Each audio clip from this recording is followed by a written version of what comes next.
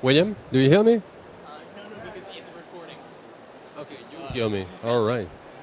So I won't scream loudly.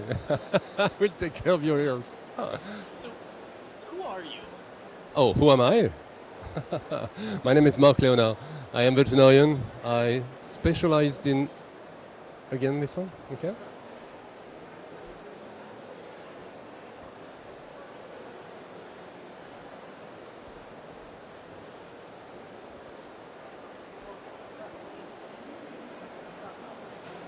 Who are you? Oh, who am I? My name is Mark Leonard. I am veterinarian. I specialized in environmental toxicology, and I have been in charge of L'Oréal Environmental Research Department for more than 20 years now. And where are we today? Today we are at the World Congress of Dermatology. So today we are at the World Congress of Dermatology in Milan. It's a very exciting place. Tell me a little bit about the Agora.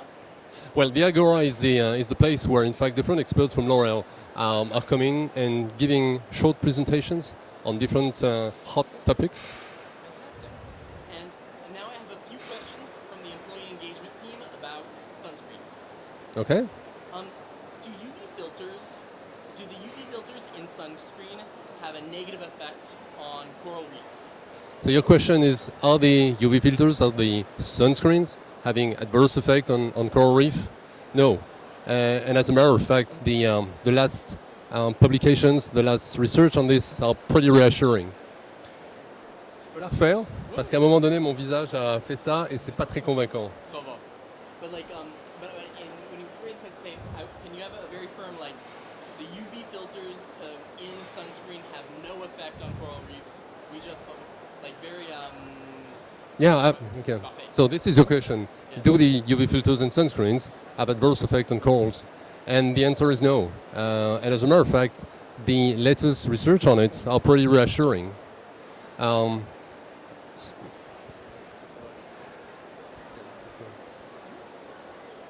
Qu'est-ce qu'on pourrait ajouter d'autre? Si, je peux le refaire là? The rumor on this is based on limited publications that are highly disputable. And the main challenge at the moment for the oceans are water pollution, or overfishing, climate change, global warming. These are the real challenge to be tackled. is there such a thing as a good sun filter or a bad sun filter?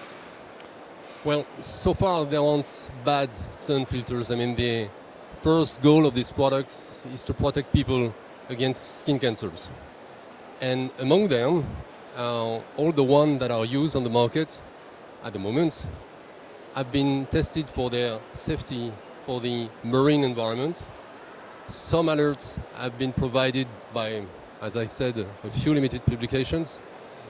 They devote a better risk assessment for the marine world, but so far all the data that have been generated are in favor of the absence of foreseeable risk for the environment in general and the coral reef in particular.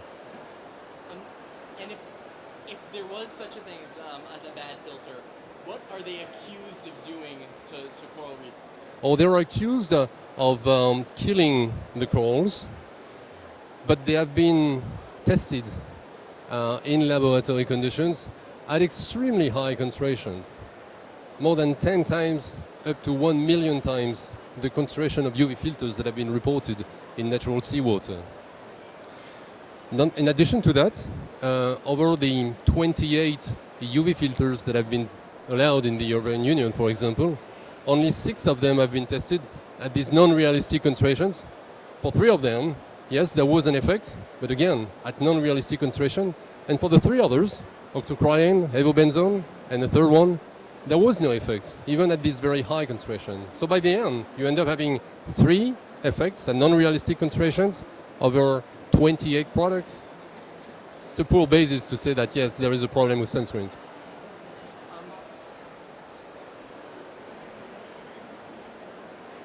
And do we use any of the ingredients that in these ridiculously high concentrations have an impact in marine environments? Yes, we do. Oxybenzone in particular is only limited at the United States market. because in the United States, the number of UV filters is much lower than the one allowed in the European Union or other parts of the world. So due to this very limited number of UV filters, yes, oxybenzone has to be used at the moment.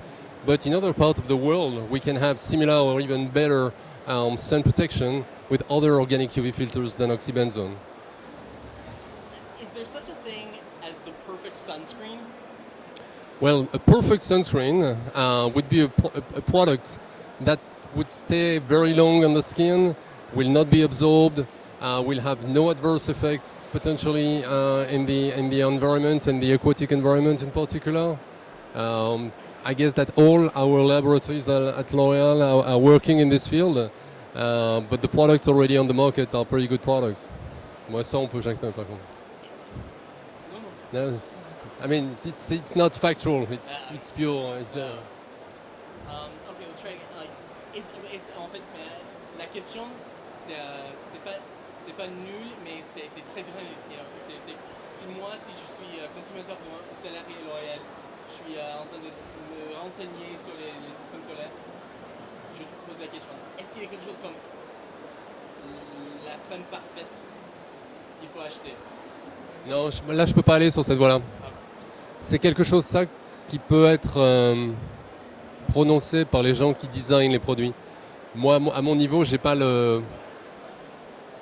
Je vais pas dire que j'ai pas la compétence, mais je vais pas dire que je n'ai pas l'autorité pour pouvoir affirmer ce genre de choses. Donc c'est pour ça que sur ces questions sur le produit parfait, c'est pas moi qui peux te répondre. Moi, je peux te répondre sur les aspects environnementaux qui sont déjà très bons.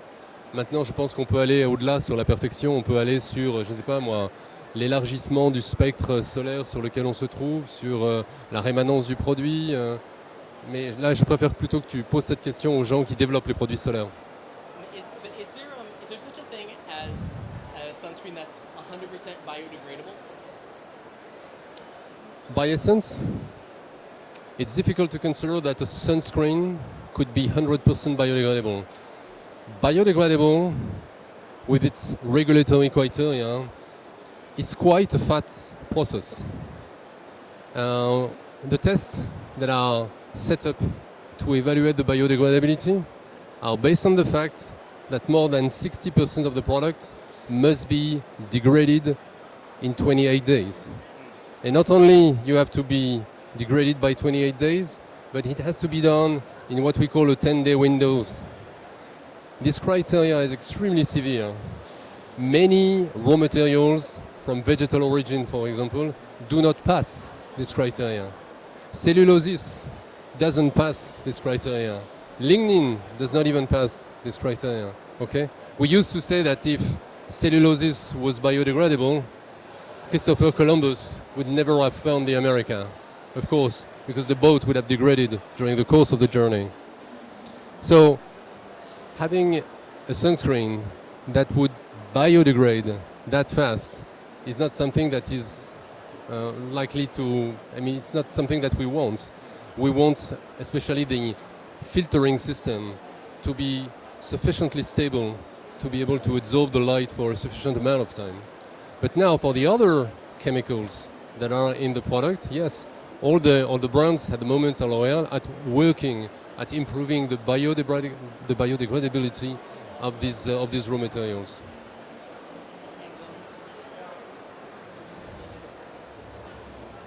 I think that's good.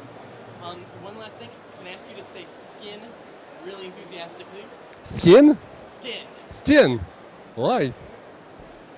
And maybe once more, looking at the camera. He wants me to say skin.